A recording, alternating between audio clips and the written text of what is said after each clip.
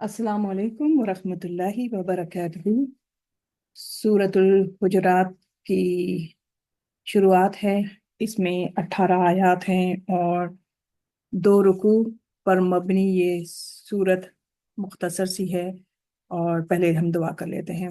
औज़ु बिल्लाहि मिनश शैतानिर रजीम। बिस्मिल्लाहिर रहमानिर रहीम। नहमदुहु व नस्तईनुहु व नस्तगफिरुहु व नु'मिनु व नतवक्कल अलैहि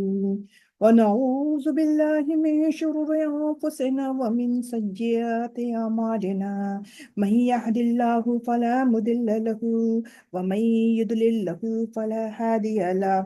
ونشهد أن لا إله إلا الله وحده لا شريك له ونشهد أن سيدنا ومولانا محمدا عبده ورسوله ربي يسر ولا تعسر وتمم بالخير ربنا تقبل منا بسم الله الرحمن الرحيم۔ सूरतुल हुजरात मदनी है। 18 आयत, 2 रुकू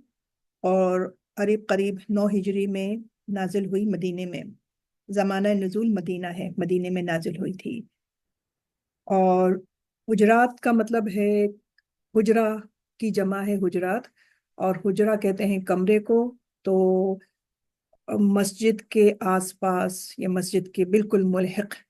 कोई कमरा बना लें तो उसको हुजरा कहते हैं। तो बताया है कि पहले लोग घरों के अंदर बाहर मतलब उसमें गर्म पानी गर्म करने के लिए वहां उस कमरे में बैठ जाते थे। तो उस हिसाब से अब ये मदनी है। और आप सल्लल्लाहु अलैहि वसल्लम भी बीबी आयशा के हुजरे में ही आराम पजीर हैं। और वहां पर हुजरात थे, कमरे थे, और आप सल्लल्लाहु अलैहि वसल्लम की बीवियों के लिए बनाए गए थे। तो आप अपने कमरे में यानी अपने हुजरे के अंदर आप आराम फरमा थे, यानी कैलूला कर रहे थे। दोपहर के बाद मस्जिद से जा चुके थे, अपने घर में जाकर कमरे में कैलूला कर रहे थे। तो उसके ऊपर तो वहां पर एक कबीला था, एक और तमीम, तमीम नाम से कबीला तमीम, ता से है ये। वहां के उस कबीले तमीम कबीले के का वफ्द आया, यानी वफ्द से मुराद के कोई ग्रुप आया। और उन्होंने कमरों के पीछे से सदा लगाई, सदा दी यानी आवाज दी, जबकि आप दोपहर में कैलूला फरमा रहे थे। तो उसकी मजम्मत के ऊपर ये आयात, ये जो सूरत है नाजिल हुई है, सूरह हुजरात। तो इसमें इसके अंदर 18 आयात है। अगर हम इसको 2 रुकुओं के ऊपर यानी इसको अगर डिवाइड कर लें तो एक रुकू में पूरी उम्मत के लिए खिताब है, और दूसरे रुकू में अहले ईमान की इस्लाह के लिए बहुत प्यारे अहकामात बताए गए हैं। यानी ये 18 आयतें हमारी पूरी माशरती ज़िंदगी के लिए एक बहुत बेहतरीन रहनुमा उसूल मुरतब करती हैं। इनके इनके ऊपर चलने से आपस में मोहब्बत और उन्स बढ़ेगा। तो इनको हम देखते हैं, पहले वर्ड मीनिंग्स कर लेते हैं, उसके बाद फिर हम इसकी तफसीर करेंगे इंशाल्लाह। बिस्मिल्लाहिर्रहमानिर्रहीम। या अय्युहल्लज़ीना आमनू, या अय्युहल्लज़ीना, ए वो लोगो, यानी ये या अय्युहल्लज़ीना आमनू, ए वो लोगो जो ईमान लाए हो। तो सबसे पहले जो है वो ईमान वालों से खिताब किया गया है कि जो ईमान लाए हो, ए वो लोगो जो ईमान लाए हो, ला नहीं तुक़द्दिमू, कि पेश कदमी मत करो। तुक़द्दिमू, ला नहीं तुक़द्दिमू, वाव अलिफ जमा, कि ना तुम पेश कदमी करो, यानी कि तुम आगे मत जाओ, आगे मत बढ़ो। बाइना कहते हैं बीच, यद हाथ, यदि ही उसका तस्निया बन गया, अल्लाह अल्लाह के। क्या मतलब हुआ इसका? कि ए ईमान वालो, ना तुम पेश कदमी करो, ना तुम बढ़ो, आगे बढ़ो। आ, अल्लाह के हाथ, अल्लाह ताला हाथों से बेनियाज है, उसको हाथों की जरूरत नहीं है। यानी ये कि अल्लाह के अहकामात से, अल्लाह ताला ने जो कह दिया तो कह दिया, तो उसके अहकामात से आगे बढ़ने की कोशिश मत करो, ना आगे बढ़ो। जो उसने कहा 5 वक्त की नमाज तो 5 वक्त की नमाज, उसको 4 मत करो, जैसे कि बाज लोग कर लेते हैं कि पांचों नमाजों को कम करके वो बताते हैं कि ये नमाज है। नहीं, اسی طرح سے روزہ ہے، اسی طرح سے قرآن ہے، قرآن کو پورا مکمل پڑھنا ہے، پورا قرآن کو، یہی نہیں کہ اس میں سے کچھ کچھ صورتیں بس پڑھ لی ہیں اور سب ہو گیا، قرآن کو کبھی ہاتھ ہی نہیں لگایا، نہیں۔ یا ایھا الذین آمنوا لا تقدموا بین ید اللہ ورسولہ، اور اور جو اے ایمان والو، نہ تم آگے بڑھو، نہ تم پیش قدمی کرو اللہ تعالیٰ کے آگے، یعنی اللہ تعالیٰ کے احکامات کے آگے تم نہ پیش قدمی کرو، نہ تم آگے بڑھو، اور رسول صلی اللہ علیہ وآلہ وسلم کے بھی احکامات اور ان کے جو احکامات سے بھی آگے مت بڑھو، یعنی واو جو ہے یہ بیچ میں کنجنکشن ہے کہ اللہ اور اس کے رسول کے آگے مت بڑھو، ان کے احکامات سے آگے مت بڑھو، انہوں نے جو کہہ دیا تو کہہ دیا۔ ان اللہ سمیع علیم، بے شک اللہ تعالیٰ سمیع ہے، علیم ہے۔ تو سننے کے جو مطلب ہے وہ ہے جو بہت سنے، اس کو کہتے ہیں سامع، اور اسی طرح سے علیم کا ہے عالم، عالم اور سامع۔ لیکن اللہ تعالیٰ کے لیے یہ چیز استعمال نہیں ہوتی ہے، اللہ تعالیٰ کے لیے استعمال ہوتی ہے بہت زیادہ مبالغے کے اندر، ایگزیجوریٹ کر کے، تو بولتے ہیں ان اللہ، بے شک اللہ تعالیٰ بہت خوب سننے والا ہے اور بہت خوب علم رکھنے والا ہے۔ اور یوں بھی کہہ سکتے ہیں کہ سب کچھ اللہ تعالیٰ بے شک سب کچھ سننے والا ہے اور سب کچھ علم رکھنے والا ہے۔ تو یہ آیت نمبر پہلی ہو گئی ہے، اس میں بھی کافی لمبی تفسیر ہے، تو پہلے ورڈ میننگز کر کے پھر ہم انشاءاللہ آگے جاتے ہیں۔ تو ہم آج شروع کی 5 آیات کو ہی پڑھیں گے انشاءاللہ۔ اب یہاں پر بتایا جا رہا ہے پھر وہی مومنوں کے ساتھ، یا ایھا الذین آمنو، اے وہ لوگوں جو ایمان لائے ہو، لا ترفعوا تا تم، را فا اور عین، رفعت، رفع اونچا بلند کرنا، اے واو الف جو آ گیا وہ جمع کے لیے، کہ اے وہ لوگوں جو ایمان لائے ہو، اے ایمان والو، نہ لا ترفعوا کہ نہ تم بلند کرو، کیا؟ اسواتکم، اسوات جمع ہے صوت کی، صوت کہتے ہیں آواز کو، کہ تم اپنی آوازوں کو بلند مت کرو، اسواتکم ترفعوا، یا ایھا الذین آمنوا، اے وہ لوگوں جو ایمان لائے ہو، لا ترفعوا نہ تم بلند کرو، اسواتکم اپنی آوازوں کو، فوق اوپر، صوت النبی جی، نبی صلی اللہ علیہ وآلہ وسلم کی آواز کے اوپر اپنی آوازوں کو تم بلند مت کرو، ولا اور نہیں، تجہر اور نہ تم آواز بلند کرو، ولا تجہروا لہو، اس کے لیے، بالقولی، جب تم آپس میں بات چیت کر رہے ہو، بات کرنے میں جیسے کنورسیشن ہوتا ہے، تو تم نہیں اپنی آواز کو بلند مت کرو نبی کی آواز سے، کجہری، کاف زبر کا مانند، جہری بلند کرنا، کجہری کہ جیسے کہ تم آواز بلند کرتے ہو، بعدکم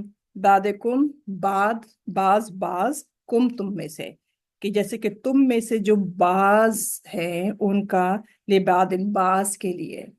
تم میں سے بعض کے لیے جس طرح سے بات کرتے ہو اونچی آواز میں، تو تم نبی سے بات کرنے کو یہ مت سمجھنا کہ جیسے کہ تم آپس میں ایک دوسرے سے بات کرتے ہو تو تم ان سے بات کر لو، کہ ایسا نہ ہو کہ یعنی تم بے علمی کے اندر تم اس طرح سے کرتے چلے جاؤ، پتہ چلا کہ تمہاری تمام چیزیں جو ہے وہ انتہبتا، یہ کہ کہیں ایسا نہ ہو کہ تہبتا ہبتا ہو جائے، ہبتا یعنی کہ بالکل برباد ہو جائے، ختم ہو جائے، انتہبتا کہ کہیں ختم نہ ہو جائیں، اعمالکم تمہارے اعمال برباد نہ ہو جائیں، وانتم لا تشعرون اور یہ کہ تم کو اس کا شعور بھی نہ ہو، اور انتم ہو تم، لا نہیں، تشعرون شعور رکھنا، شعور سے بنا ہے تشعرون، کہ تمہیں اس کا شعور بھی نہ ہو، تمہیں اس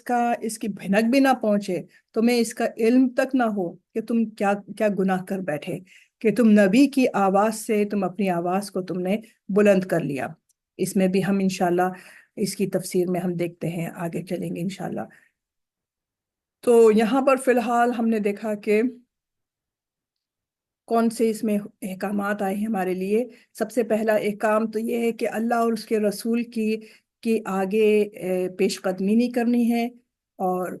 اللہ کے احکامات، اللہ اور رسول کے احکامات کی پیروی کرنی ہے، اور دوسرے یہ کہ واتقوا واہ اور اتقو اتقو، ہم اس کو حمزۃ الوصل کے نیچے کسرہ لگا کے پڑھ لیں گے، اگر الگ سے پڑھنا ہوگا تو پڑھیں گے اتقو،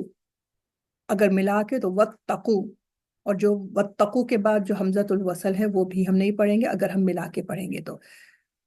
تو ہم پڑھیں گے واتقوا اللہ، تو وا اور اتقو، تو دوسرا کیا حکم دیا جا رہا ہے کہ اللہ کا تقوی اختیار کرو، یعنی کہ اللہ سے ڈرو، یعنی اللہ کے احکامات جو ہے وہ مکمل کرو اور پورے کرو، جو کہہ دیا تو کہا مان لیا، اور اس میں اپنی چون چرا مت کرو اور اپنی طرف سے کوئی چیز مت لگاؤ اور اس سے ڈرو۔ ان اللہ سمیع علیم، کہ بے شک اللہ رب العزت جو ہے وہ سب کچھ سننے والے اور سب کچھ علم رکھنے والے ہیں۔ اب یہ دو باتیں ہو گئی، دو احکامات ہوئے، اس کے بعد کی جو احکامات وہ دوسری آیت میں آ رہے ہیں کہ تم اپنی آوازوں کو بلند مت کرو نبی کی آواز کے اوپر، اور جب تم بات کر رہے ہو تو نہ ہی تم اتنی اونچی آواز میں بات کرو کی کوشش کرو، اور جیسے کہ تم آپس میں بات کرتے ہو تو وہ آواز کا بھی اس میں بتایا ہے۔ اس کے بعد ہم دیکھیں گے ان الذین، بے شک وہ لوگ، یغضون، اس کو پست کرتے ہیں، یعنی بے شک وہ لوگ جو کہ پست رکھتے ہیں یا نیچے رکھتے ہیں، اصواتہم، ان کی اپنی جو آوازیں ہیں، اپنی آوازوں کو وہ پست رکھتے ہیں، کم رکھتے ہیں اور دبا کر بات کرتے ہیں، عند رسول اللہ، اللہ کے رسول کے پاس، اولئک، یہاں ان کو بتایا جا رہا ہے، ان کی خوبی بتائی جا رہی ہے کہ یہی وہ لوگ ہیں، اولئک الذین، یہی وہ لوگ ہیں جو، اگر ہم الگ سے پڑھیں گے اس ورڈ کو تو امتحن اللہ، امتحان، تو امتحان بھی اسی چیز سے ہے، یعنی ان کو چن لیا گیا ہے۔ تو امتحان میں کیا ہوتا ہے کہ امتحان میں بھی تو چناؤ ہوتا ہے نا، کہ بھئی یہ پاس ہوگا کہ نہیں پاس ہوگا، تو یہ اس کو چنا جاتا ہے۔ تو اللہ تعالیٰ نے فرمایا کہ بے شک وہ لوگ کہ جنہوں نے کہ جو پست رکھتے ہیں اپنی آوازوں کو رسول صلی اللہ علیہ وآلہ وسلم کے آگے پاس، تو یہی وہ لوگ ہیں کہ جن کو کہ اللہ تعالیٰ نے ان کو جانچ لیا ہے، یا ان کو منتخب کر لیا ہے، یا ان کو چن لیا ہے، قلوبہم، جن کے دلوں کو، ان کے دلوں کو اللہ تعالیٰ نے چن لیا ہے، جانچ کر لیا ہے، کس کے لیے؟ للتقوی، تقوی کے لیے، پرہیزگاری کے لیے، لہم، لی، انہی کے لیے جو ہے وہ کیا ہے؟ مغفرت ہے، وہ اجر عظیم، اور ان کے لیے جو ہے وہ اجر عظیم ہے۔ ان الذین، بے شک وہ لوگ جو جنادونک، یا زبیا وہ، اور اس میں ہے نون، اس میں ندا کسے کہتے ہیں؟ آواز کو، تو کاف زبر کا کی ضمیر لگی ہے آپ صلی اللہ علیہ وآلہ وسلم کی طرف، تو کہا جا رہا ہے کہ بے شک وہ لوگ جو ینادونک، جو پکارتے ہیں آپ کو، جو صدا دیتے ہیں آپ کو، جو آواز دیتے ہیں آپ کو، میوں ورائی الحجرات، من سے، ورا کہتے ہیں باہر سے، الحجرات کمرے، جو بتایا تھا بھی حجرہ، تو حجرہ کی جمع ہے حجرات، یہ ورڈ آ گیا جو کہ سورہ حجرات کا جو ٹائٹل ہے، جو نام ہے، اس کے بیس کے اوپر وہ نام بنا ہے اس کا، تو یہ ورڈ بھی اس میں آیت میں آ گیا، آیت نمبر 4 میں، کہ بے شک وہ لوگ کہ جو پکارتے ہیں آپ کو حجروں کے پیچھے سے، حجروں کے باہر سے، وہ آپ کو جو پکارتے ہیں، اکثرهم لا یعقلون، ان میں سے اکثر جو ہے وہ عقل نہیں رکھتے، وہ سمجھ نہیں رکھتے، جو آپ کو باہر سے پکارتے ہیں حجرات کے پیچھے سے، وَلَوْ، اور یہ کتنا اچھا ہوتا، وَلَوْ، اور اگر،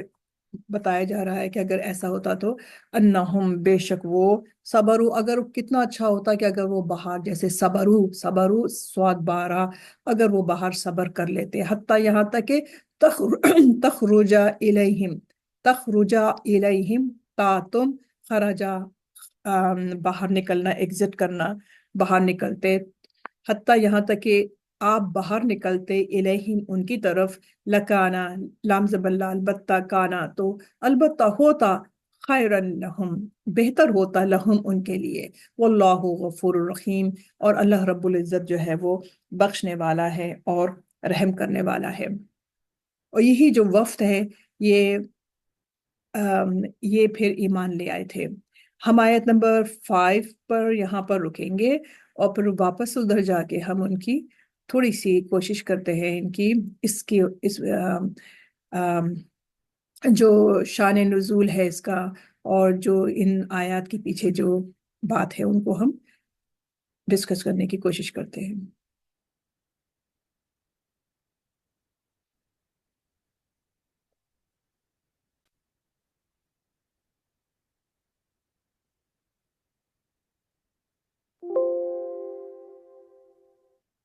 اسلام سے پہلے عرب کا خطہ جو تھا پورا جزیرہ عرب، یہ جہالت اور ناشائستگی کا گہوارہ بنا ہوا تھا۔ اس میں جہالت، جیسے ہم جانتے ہیں کہ لڑکیاں پیدا ہوئیں تو انہیں دفن کر دیا گیا، لڑکے ہوئے تو چھوڑ دیا۔ اس کے علاوہ بھی اور بہت سی گندگی اور بہت سی چیزیں تھیں۔ جو بڑے بڑے جو سردار ہوتے تھے ان کی یعنی بیویاں نہیں ہوتی تھیں بلکہ انہوں نے رکھی ہوئی ہوتی تھی عورتوں کو، اور ان سب کو ایک گھر، بڑا سا گھر بنا کے اور اس کے اوپر اپنا اس سردار کا جھنڈا لگا ہوتا تھا، اور اس طرح سے اور وہ غلط کام ہوتا تھا۔ تو یہاں پر یہ اللہ تعالیٰ یعنی جب اسلام آیا ہے تو یہ چیزیں جو ہے وہ ختم ہو گئیں۔ تو یہ ہم یہاں پر دیکھ سکتے ہیں کہ کس طرح یعنی ان میں اس وقت جہالت تھی اور کس قدر گفتگو میں ناشائستگی تھی۔ اور ہم یہ بھی دیکھتے ہیں جیسے آج کل کے زمانے میں کہ انسان جو ہے جب بات کر رہا ہو، اگر ایک شخص جیسے دو لوگ بات کر رہے ہیں تو ایک جب بات مکمل کر لے تو دوسری بات کرے، لیکن کیا ہوتا ہے بعض اوقات وہ منہ سے یعنی ان کی بات ختم نہیں ہوتی کہ دوسرا جو ہے وہ بول پڑتا ہے۔ یہ بھی ناشائستگی ہے، یہ بھی مینرزم کے خلاف ہے۔ اور یہ کہ کوئی اگر بیٹھا ہوا ہو کہیں پہ اور وہ ذرا سا اٹھ کے ادھر گیا تو دوسرا فوراً اس جگہ پر جا کر بیٹھ گیا، یہ بھی جو ہے ناشائستگی کے خلاف ہے، یعنی یہ نہیں ہونا چاہیے۔ اور یہ کہ آپ مسجد میں گئے ہیں اور نماز شروع ہونے والی ہے یا ذکر شروع ہونے والا ہے اور آپ دیر سے آئے ہیں اور آپ پھلانگتے ہوئے ایک دم آگے جا کے بیٹھ گئے اس لیے کہ آپ کے فرینڈس وہاں بیٹھی ہوئی ہیں، یہ بھی ناشائستگی کے خلاف ہے۔ تو اس طرح سے اور بہت سے جیسے دو چار جیسے گفتگو میں ہم لوگ دو چار کھڑے باتیں کر رہے ہیں اور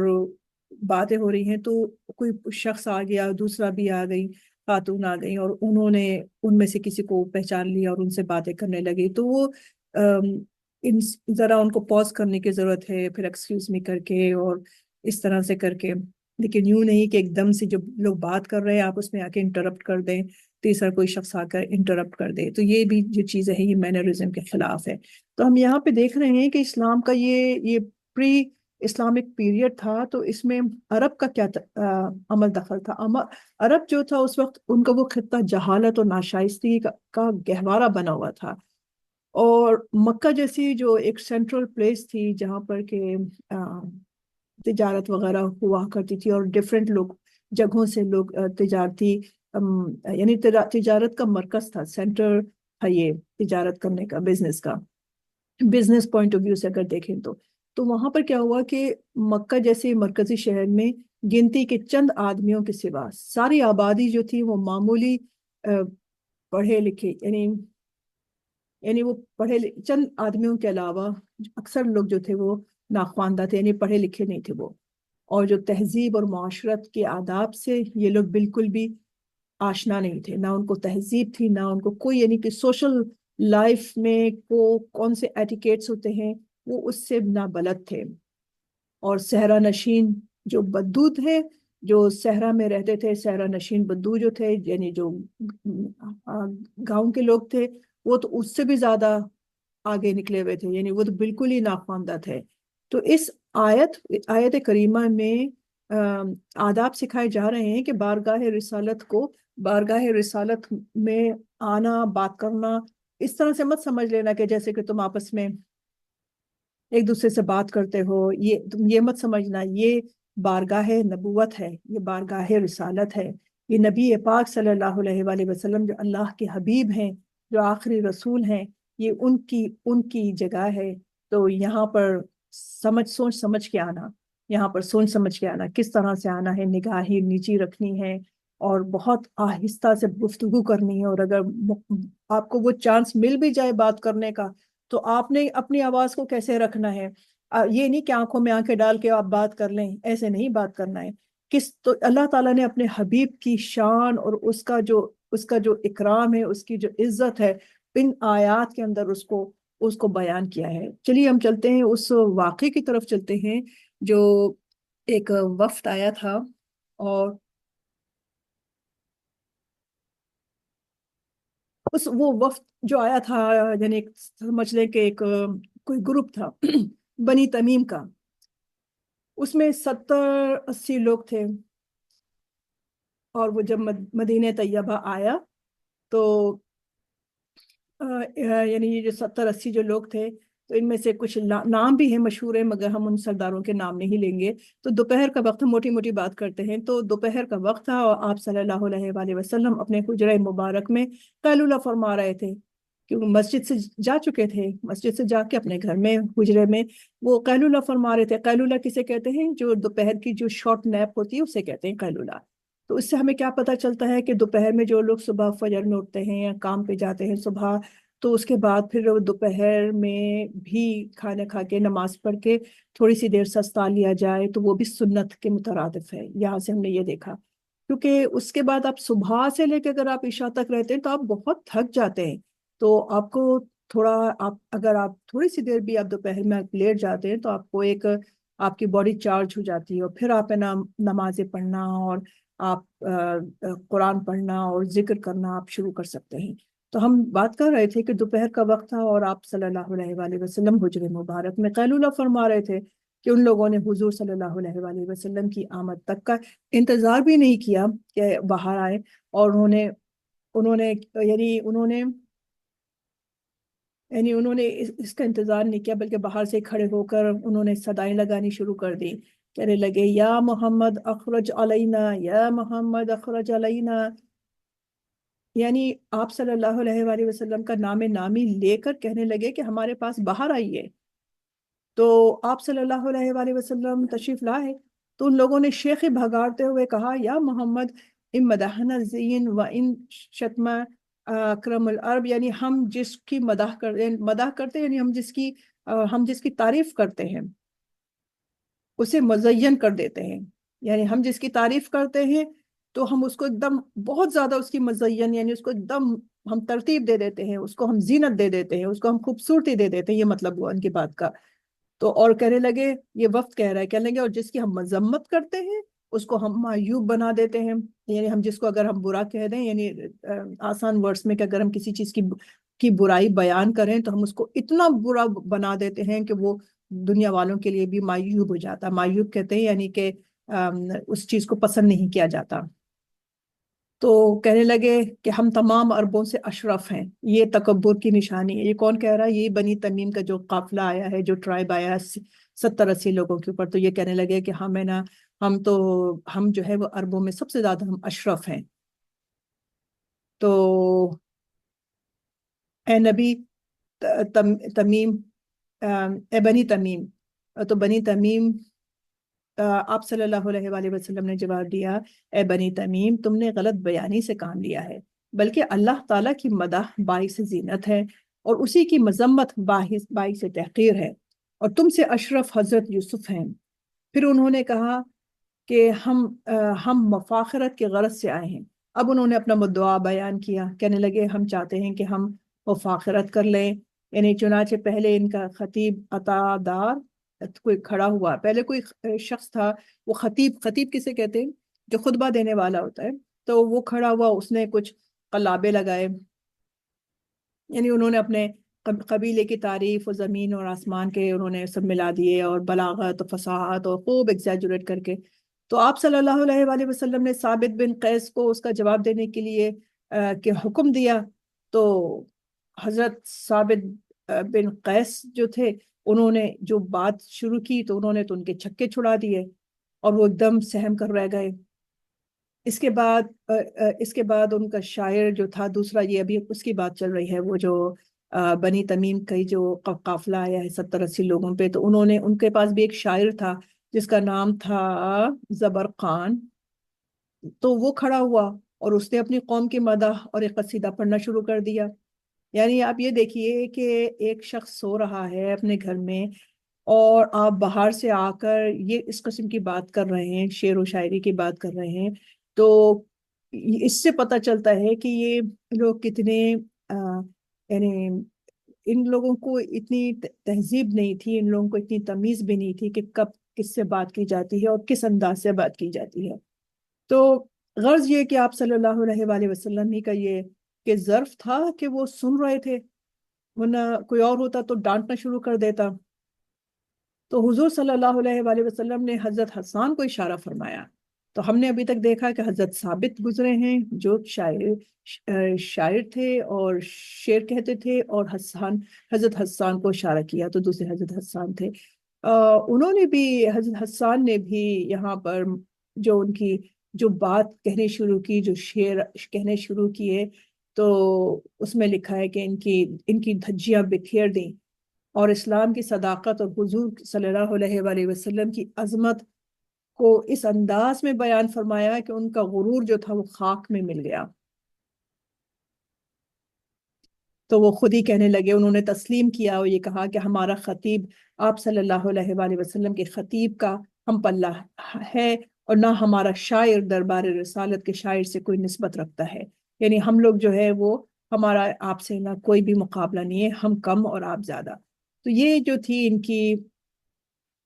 یعنی یہ اس قسم کی یہ انہوں نے بات کی تھی. اور اب ہم یہ دیکھتے ہیں، یا ایھا الذین آمنوا لا تقدموا، کہ آپ، کہ اے لوگو، اے ایمان والو، کہ تم نہ بڑھا کرو، تم نہ پیش قدمی کرو اللہ اور اس کے رسول کی احکامات سے آگے مت بڑھا کرو. تو جو کہہ دیا تو وہ کہہ دیا وہاں پر.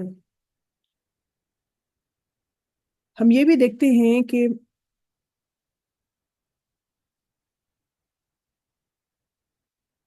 اس آیت طیبہ میں بارگاہ رسالت کے آداب کی تعلیم دی جا رہی ہے کہ کس طریقے سے آپ اور کس طرح سے آپس میں بات کرو. اب گفتگو کا طریقہ بتایا جا رہا ہے. ایک طرف تو بتا دیا گیا کہ کس طرح سے آنا ہے، اور پھر اب بتایا جا رہا ہے کہ گفتگو کا طریقہ کیا ہے. کہ اگر تمہیں وہاں شرف باریابی نصیب ہو جائے، اگر تمہیں ہم کلامی کی سعادت تمہیں مل جائے کہ تم نبی پاک صلی اللہ علیہ وآلہ وسلم سے بات کر سکتے ہو، تو پھر تمہیں کیا کرنا ہے؟ تو تم یہ خیال رہے کہ تمہاری آواز میرے محبوب کی آواز سے بلند نہ ہونے پائے. جب تم حاضر ہو تو ادب اور احترام کی تصویر بن کر کھڑے ہو، حاضری دو. اور اگر اس سلسلے میں تم نے ذرا سی بھی غفلت برتی اور بے پرواہی کی، کام لیا تم نے اگر بے پرواہی کا، تو سارے اعمال حسنہ، ہجرت، تمہاری جہاد، تمہاری عبادات، تمہارا تہجد، سب کے سب جو ہے وہ اکارت ہو جائیں گے، ختم ہو جائیں گے. جب یہ آیت نازل ہوئی تو حضرت فاروق اعظم رضی اللہ تعالیٰ عنہ نے آہستہ آہستہ کلام کرنے کو اپنا معمول بنا لیا. حضرت صدیق اکبر رضی اللہ تعالیٰ عنہ نے عرض کی، یا رسول اللہ صلی اللہ علیہ وآلہ وسلم، مجھے اس ذات کی قسم جس نے آپ پر یہ قرآن نازل فرمایا کہ میں تمام زندگی حضور سے آہستہ آہستہ بات کروں گا. جب کوئی وفد حضور سے ملاقات کے لیے مدینہ طیبہ پہنچتا تو حضرت صدیق اکبر ان کی طرف ایک خاص آدمی بھیجتے جو انہیں حاضری کے آداب بتاتا اور ہر طرح ادب اور احترام ملحوظ رکھنے کی تلقین کرتا کہ کس طرح سے اندر جانا ہے. یعنی وہ شخص جو آیا اس کو تو نہیں پتا، تو اس کو بتایا جاتا ہے، اسے سکھا دیا جاتا ہے کہ تمہیں یہاں پر بارگاہ نبوت میں تمہیں کس طریقے سے آنا ہے. اب ہم اپنے آپ کو دیکھتے ہیں کہ جب ہم حج اور عمرہ کرنے جاتے ہیں، مسجد نبوی جاتے ہیں، تو ہم فوراً سیلفی بنانے شروع کر دیتے ہیں. ہم لوگ یعنی اور ہنگامہ کرتے ہوئے، لڑتے بھیڑتے ہوئے اور شور کرتے ہوئے. تو حالانکہ دیکھیے قرآن کیا کہہ رہا ہے کہ ہمیں کس طرح سے بارگاہ نبوت، کیونکہ آپ بی بی عائشہ کا جو حجرہ ہے، آپ صلی اللہ علیہ وآلہ وسلم وہاں پر آرام پذیر ہیں، آپ وہاں پر سو رہے ہیں، تو ہمیں کس طرح سے وہاں پہ جانے کی ضرورت ہے؟ یہ ہم کو دیکھنے اب پھر کوئی اگر جانتا ہی نہیں ہو، جس نے کہ پڑھا نہیں ہو، جس نے کہ تفسیر نہیں جانی ہو، جس نے کہ صرف ان کا ورڈ میننگز کر لیا ہو، تو ظاہر ہے وہ نہیں جانتا ہے، تو پھر اس کو کیا کرنا چاہیے؟ اسے کتابیں کھول کے پڑھنا چاہیے، یا اسے وہ علم حاصل کرنا چاہیے۔ تو صحابہ کرام جو پہلے ہی بہت ہی احترام اور ادب کے ساتھ رہتے تھے، اس آیت کے نزول کے بعد مزید محتاط ہو گئے۔ تو ایک واقعہ پڑھتے ہیں، اس میں ایک واقعہ آیا ہے، اور وہ میں جن صحابی کی بات کرنے لگی ہوں، تو وہ صحابی، ان صحابی کو اللہ کے رسول صلی اللہ علیہ وآلہ وسلم نے ان کو جب ان کو شہادت کا جب انہیں نیوز سنائی، تو انہوں نے، وہ صحابی بہت خوش ہوئے، اور پھر وہی صحابی جو تھے وہ پھر کیا نام ہے، جو جب جنگ ہوتی ہے یہ مسلمہ کذاب کے ساتھ، تو اس کے اندر وہ پھر شہید ہو جاتے ہیں۔ تو ہم ان کا واقعہ پڑھتے ہیں کہ آپ صلی اللہ علیہ وآلہ وسلم نے جب نہیں دیکھا، ایک صحابی تھے، ان کا نام تھا ثابت، ان کا نام تھا ثابت، تو وہ جب انہوں نے نہیں دیکھا ان کو، تو دریافت کیا، کیونکہ انہوں نے اپنے آپ کو اپنے گھر کے اندر انہوں نے بند کر لیا تھا، اور روتے رہتے تھے کہ ان کی آواز جو تھی نا، اصل میں ان کی آواز جو تھی نا، قدرتی طور پر وہ بلند تھی، تو وہ روتے رہتے تھے۔ کس بات پر؟ انہیں ڈر تھا کہ ان کی آواز کی وجہ سے یہ آیت جو نازل ہوئی ہے، یہ ان کی وجہ سے نازل ہوئی ہے، کیونکہ ان کی آواز جو ہے وہ بہت بلند ہے۔ تو جب وہ کافی دن باہر نہیں آئے، تو آپ صلی اللہ علیہ وآلہ وسلم نے ان کے بارے میں دریافت کیا اور بلا بھیجا کہ کہاں ہیں، تو کہا کہ وہ اپنے گھر میں ہیں، کہا انہیں بلا کے لاؤ۔ جب انہیں بلا کے لایا گئے، تو پوچھا کہ کیا وجہ ہے اے ثابت، تم کو نہیں دیکھا؟ دریافت کیا، عرض کیا گیا کہ انہیں تو، ہاں، انہیں تو یہ والی بات میں نے بتا دی کہ انہیں تو دن رات رونے سے ہی شغف ہے، رونے سے ہی کام ہے، وہ روتے رہتے ہیں دروازہ بند کر کے۔ تو آپ صلی اللہ علیہ وآلہ وسلم نے وجہ پوچھی، تو کہنے لگے، کہا کہ عرض کیا یا رسول اللہ صلی اللہ علیہ وآلہ وسلم، کہنے لگے میری آواز اونچی ہے، مجھے اندیشہ ہے کہ یہ آیت میرے حق میں نازل ہوئی ہے، تو میری تو عمر بھر کی کمائی غارت ہو گئی۔ تو آپ صلی اللہ علیہ وآلہ وسلم نے تسلی دیتے ہوئے تسلی دی، اور پھر یہ کہا، یہ ان کو یہ خبر سنائی، یہ مژدہ جاں فضا سنایا۔ مژدہ کہتے ہیں ایک خبر کو۔ یہ کہنے لگے، آپ نے فرمایا کہ کیا تم اس بات پر راضی نہیں، کیا تم اس بات پر راضی نہیں کہ تم قابل تعریف زندگی بسر کرو، اور شہید قتل کیے جاؤ، اور جنت میں داخل ہو جاؤ؟ تو عرض کیا، ردی تو اپنے رب کریم کی اس نوازش پر میں راضی ہوں، یہ بندہ راضی ہے۔ ردی تو یعنی تاپش تو میں، اور میں راضی ہوں، اے حبیب صلی اللہ علیہ وآلہ وسلم، میں اس بات پر راضی ہوں کہ میرا رب جو ہے وہ اس نے مجھ پر یہ جو نوازش کی ہے، میں اس بات کے اوپر راضی ہوں کہ میں شہید ہوں اور میں جنت میں داخل ہو جاؤں۔ تو پھر کہتے ہیں کہ علامہ ابن قیم اس حدیث کو لکھنے کے بعد فرماتے ہیں کہ جب مسلمہ کذاب کے خلاف یمامہ کے مقام پر گھمسان کا رن پڑا، تو مسلمانوں کے قدم ڈگمگانے لگے۔ تو اب یہاں پر کون ہے مسلمہ؟ جو ہم نے ابھی پچھلی سورہ فتح میں ہم نے دیکھا تھا کہ یہ وہی اولی باسن شدید کے اندر آ رہے تھے، اور یہ زبردست ایسی جنگ تھی کہ یہ جس کے اندر گھمسان کی لڑائی سمجھتے ہیں، جس میں کہ دونوں طرف کی جو فوجیں تھیں، ان کی طرف کے 60,000 تھے، تو دونوں قومیں، دونوں پارٹیز جو تھیں وہ گتھم گتھا ہو گئی تھی، اور وہ لڑ رہی تھی، اور اس طرف کے جو لوگ تھے، ان لوگوں نے اپنے چہروں کے اوپر، اپنے سروں کے اوپر انہوں نے یہ ہیلمٹس کہتے ہیں نا، جو اپنے سروں کے اوپر انہوں نے یہ پہنے ہوئے تھے۔ جیسے ہم کروسیڈرز کو بھی اگر آپ دیکھیں گے، تو وہ اس زمانے میں کروسیڈرز جو تھے وہ بھی اپنے سروں کے اوپر وہ ایک ہیلمٹ ٹائپ کی چیز پہنتے تھے اپنے سر کو وہ سیو کرنے کے لیے۔ تو اب یہاں پر دیکھتے ہیں کہ مسلمہ جو تھا، جس نے نبوت کا دعویٰ کیا تھا، تو اس کے خلاف اس جنگ کے اندر ان کو جانے کا اللہ تعالیٰ نے ان کو موقع دیا اور شہید ہونے کا۔ تو کس طرح سے ہوتا ہے؟ تو اب یہ وہاں پہنچے، جب ان کو بلایا گیا، تو اب یہ کس کا زمانہ ہے؟ یہ اب حضرت ابو بکر صدیق رضی اللہ تعالیٰ عنہ کا زمانہ ہے یہ، اور اس لیے کہ یہ 9 ہجری میں، یہ 9 ہجری ہے، اور آپ صلی اللہ علیہ وآلہ وسلم 10 سال مدینہ منورہ میں آپ کے 10 ایئرس گزرے ہیں، اور کل عمر آپ کی 63، 13 وہاں پہ مکے میں اور 10 یہاں پر، یہ نبوت کی بات ہو رہی ہے، یہ 9 ہجری چل رہی ہے اس وقت جب یہ سورت جو ہے، یہ سورت جو ہے یہ سورہ حجرات نازل ہوئی ہے۔ تو آپ صلی اللہ علیہ وآلہ وسلم کی جو وفات ہے وہ اگلے سال ہوگی، یعنی کہ 10 میں، اور اس کے بعد پھر جب جو دوسرا سال شروع ہوگا، یعنی کہ 11واں سال، 11ویں ہجری، تب اب حضرت ابوبکر صدیق رضی اللہ تعالیٰ عنہ کی زندگی کے اندر جو 2 سال ہے، اس لائف کے اندر یہ جو ہے مسلمہ کذاب کے ساتھ جو ہے یہ جنگ لڑی جائے گی۔ تو اس وقت یہ صحابی جو ہے حضرت ثابت، یہ اس میں جائیں گے اور اس میں وہ شہید ہوں گے۔ تو اس طرح سے بتایا جا رہا ہے۔ تو اللہ تعالیٰ نے پہلے ہی تمام چیزیں اپنے نبی صلی اللہ علیہ وآلہ وسلم کو بتا دی ہے، کہ جو کہ ابھی ہوئی تک نہیں ہے۔ تو پھر یہاں پر کیا ہوتا ہے کہ اچھا، تو وہاں لڑائی ہوتی ہے، گھمسان کا رنگ پڑتا ہے۔ تو اب یہ لوگ کہتے ہیں، حضرت 2 صحابی تھے، ان کو بھیجا گیا تھا، ایک حضرت ثابت رضی اللہ تعالیٰ عنہ اور ایک حضرت سالم تھے۔ تو دونوں جو ہیں وہ جاتے ہیں، تو آپس میں انہوں نے کہنے لگے کہ جب عہد رسالت میں، یعنی آپ صلی اللہ علیہ وآلہ وسلم کے زمانے میں، جب ہم لوگ کفار سے جب لڑائی کیا کرتے تھے تو اس طرح تو نہیں لڑتے تھے۔ تو انہوں نے کہا کہ یہ تو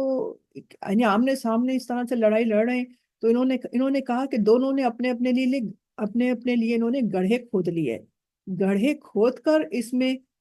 جم کر دشمن پر تیروں کی بوچھار شروع کر دی۔ تو وہ ایک تو انہوں نے یعنی اپنا پہلے اپنی ایک جگہ بنا لی، سیف جگہ بنا لی، کہ پہلے ہم تو جگہ پہ سیف ہو جائے۔ اس کے بعد پھر انہوں نے وہاں سے تیر برسائے، اور تیر برسا کر دشمن پر تیروں کی بچھار شروع کر دی، حتیٰ کہ دونوں نے جام شہادت نوش کیا۔ تو اس روز حضرت ثابت نے ایک نفیس اور قیمتی زرہ پہن رکھی تھی۔ زرہ کسے کہتے ہیں؟ جو شیلڈ جسے ہے نا، ایک بہت ہی قیمتی اور نفیس تھی وہ، تو حضرت ثابت نے اس کو پہن رکھا تھا۔ تو ایک شخص آپ کی لاش کے پاس سے گزرا تو اس نے وہ زرہ اتار لی اور جا کر چھپا دی۔ اسی شب حضرت ثابت رضی اللہ تعالیٰ عنہ نے ایک شخص کو خواب میں فرمایا کہ میں تمہیں ایک وصیت کرتا ہوں، خبردار یہ خیال نہ کرنا کہ یہ محض خواب ہے، اس کی کوئی اہمیت نہیں، یہ مت سمجھنا۔ سنو، میں کل جب مقتول ہوا، یعنی کل جب ان لوگوں نے مجھے مارا اور مجھے قتل کیا گیا اور میں شہید ہوا، تو کیا ہوا کہ ایک آدمی میرے پاس سے گزرا اور میری ذرا اس نے اتار لی۔ اس کی رہائش گاہ جو ہے، اس کی ریسیڈنس جو ہے، یعنی اس کا جو رہنا ہے، وہ آخری کنارے پر ہے۔ اس کی نشانی یہ ہے کہ اس کے خیمے کے نزدیک ایک گھوڑا چر رہا ہے، اور جس کے پاؤں میں ایک لمبی رسی بندھی ہے۔ اس شخص نے میری ذرا پر ایک دیگچہ الٹا کر رکھ دیا ہے، اس کے اوپر اونٹ کا کجاوا ہے۔ تم صبح حضرت خالد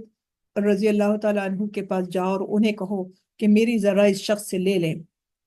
دوسری بات یہ ہے کہ جب تم مدینہ طیبہ پہنچو تو حضرت صدیق اکبر رضی اللہ تعالیٰ عنہ کی خدمت میں حاضر ہو کر عرض کرنا کہ ثابت پر اتنا قرضہ ہے کہ وہ ادا کریں۔ تو کیا بات ہو رہی ہے کہ حضرت خالد بن ولید جو ہے، جو اس وقت یہاں پر، اور یہ اس کے اندر جو مسلمہ کے ساتھ جو جنگ ہوئی تھی اس کے اندر پیش تھے۔ تو حضرت ثابت فرما رہے ہیں خواب میں اس شخص سے کہ تم ان کے پاس جاؤ اور ان سے کہنا کہ ان سے میری ذرا لے لیں۔ اور پھر وہ یہ بھی کہہ رہے ہیں حضرت ثابت خواب میں اس شخص سے کہ حضرت ابوبکر صدیق رضی اللہ تعالیٰ عنہ کے پاس جا کر ان سے کہنا کہ میرے اوپر قرضہ تھا، یعنی حضرت صدیق اکبر رضی اللہ تعالیٰ عنہ کی خدمت میں حاضر ہو کر ان سے کہنا کہ میرے اوپر ثابت پر اتنا قرضہ ہے، وہ ادا کر دیں اور میرے فلاں فلاں غلام کو آزاد کر دیں۔ تو ان کے غلاموں کو آزاد کر دیا جائے اور یہ کہ ان کا قرضہ ادا کر دیا جائے۔ تو جب وہ شخص بیدار ہوا تو حضرت خالد کے پاس گیا اور اپنا خواب سنایا۔ حضرت خالد نے وہ ذرا وہاں سے تلاش کر لی اور حضرت صدیق اکبر رضی اللہ تعالیٰ عنہ نے حضرت ثابت کی وصیت کو عملی جامہ پہنایا۔ تو یہ تو ان کی بات ہوئی ہے۔ اور یہاں پر یہ ہم دیکھتے ہیں کہ ایسے بھی لوگ ہیں جو کہ اپنی اس قدر فکر مند ہوتے ہیں کہ ان کے اوپر انہیں صرف اللہ کو راضی کرنا ہوتا ہے. وہ چاہتے ہیں کہ ان کی جو موٹی موٹی چیزیں ہیں، جیسے اگر ہم نے کسی کا حق ہے ہمارے اوپر آ رہا ہے تو ہم وہ دنیا ہی میں دے دیں. ہمارے اوپر کسی کی اگر کوئی چیز ہے تو ہم اپنے اپنے دامن کو پاک و صاف کر کے، اپنے ہاتھوں کو پاک و صاف کر کے ہم یہاں سے جائیں اور اللہ کے حضور جائیں، اور ہم وہاں پر کامیاب ہو جائیں اور ہم جنت میں داخل ہوں اللہ کے توسل سے. لیکن اللہ کی رضا جو ہے وہ بہت امپورٹنٹ ہے. اللہ تعالیٰ کو راضی کرنے کی وہ کس طرح سے جو شروع کی آیت میں یہ جو بات آ گئی کہ یا ایھا الذین آمنو، اے وہ لوگوں جو ایمان لائے ہو، لا تقدموا بین ید اللہ، کہ اللہ تعالیٰ کی اور اس کے ورسولہ اور اس کے رسول کے احکامات سے زیادہ کہ سے آگے تم پیش قدمی کرنے کی کوشش مت کرو. کہ جو تم سے کہا ہے وہی کرو اور احکامات کو فالو کرو. اور واتقوا اللہ، اور یہ کہ اللہ سے ڈرو. تو اللہ سے جو ڈرے گا وہ قیامت سے ڈرے گا، جو قیامت سے ڈرے گا وہ اپنی پیشی سے ڈرے گا، جو اپنی پیشی سے ڈرے گا وہ اپنی جواب دہی سے ڈرے گا، اور جو جواب دہی سے ڈرے گا وہ اپنے اس کے اعمال جو ہیں وہ خود بخود دنیا کے اندر درست ہوتے چلے جائیں گے. وہ اگر غلطی کی طرف جائے گا، گناہ کی طرف بھی جائے گا، تو اس کو فوراً اللہ کا ڈر ہو جائے گا کہ نہیں، یہ میرے رب نے پسند نہیں کیا. یہ میرا رب جو ہے، جو مجھے جو کہ سمیع علیم ہے، جو کہ سمیع علیم ہے، وہ مجھے ہے نا اس کو دیکھ رہا ہے. تو میں اس کو کیسے میں اس کو جواب دوں گا؟ تو میرا تو معاملہ خراب ہو جائے گا، اور میں تو پھر یعنی کہ پھر تو دوزخ ملے گی. اللہ نہ کرے اللہ تعالیٰ سب کو جنت الفردوس میں اعلیٰ مقام عطا فرمائے. آمین یا رب العالمین. پھر ہم یہ دیکھتے ہیں کہ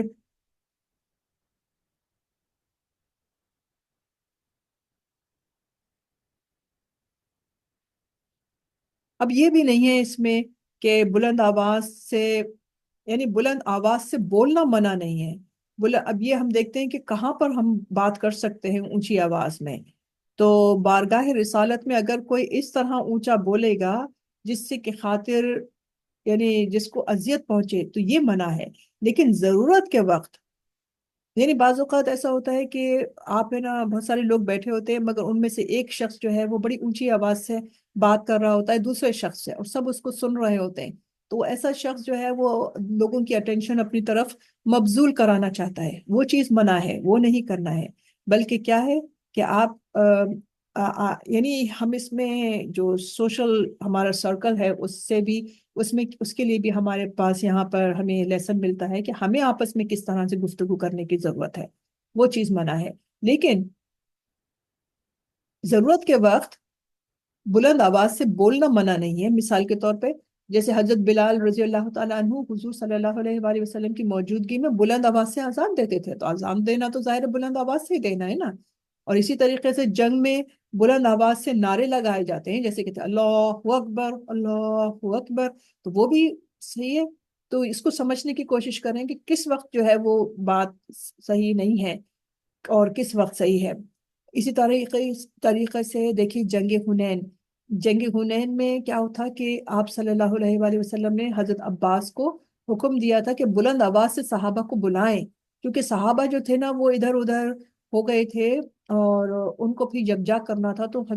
اللہ تعالیٰ نے حضرت عباس رضی اللہ تعالیٰ عنہ کو ایک بہت اونچی ان کی آواز جو تھی وہ بڑی اونچی تھی، تو انہوں نے ان کو بلند آواز سے صحابہ کو بلانے کا حکم دیا. اور حضرت حسان رضی اللہ تعالیٰ عنہ حضور کی موجودگی میں بلند آواز سے اپنے قصے سناتے تھے. تو اسی پر بلند آواز سے مل کر درود شریف بھی پڑھتے ہیں. اب یہاں پر جو ہے آیت نمبر، ہاں اسی ہم نے کون سا پڑھا ہے؟ یہ یغضون امتحان اللہ، کہ ان الذین یغضون اصواتهم عند رسولہ. اس کو ہم دیکھتے ہیں.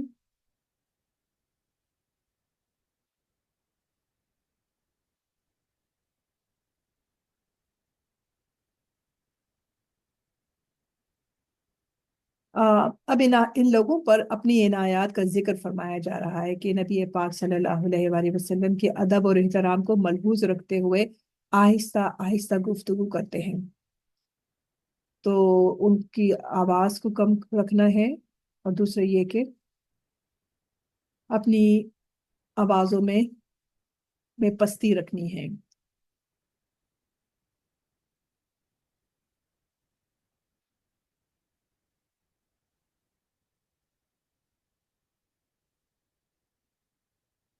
یعنی اللہ تعالیٰ فرما رہے ہیں اس میں کہ ہم نے ان کے دلوں کو تقوی اور پرہیزگاری کے لیے کشادہ اور وسیع کر دیا ہے، اور وہ تقوی کی راہ چلتے ہوئے کوئی گھٹن، یعنی انہیں کوئی گھٹن، یہاں پہ ہے نا امتحن اللہ قلوبہم للتقوی، تو ان کو ذرا بھی گھٹن محسوس نہیں ہوتی ہے، انہیں بوجھ محسوس نہیں ہوتا ہے کہ ہم یہ کیا کر رہے ہیں، بلکہ بہت خوشی خوشی اللہ کی خوشنودی کے لیے وہ لوگ یہ سب کام کرتے ہیں۔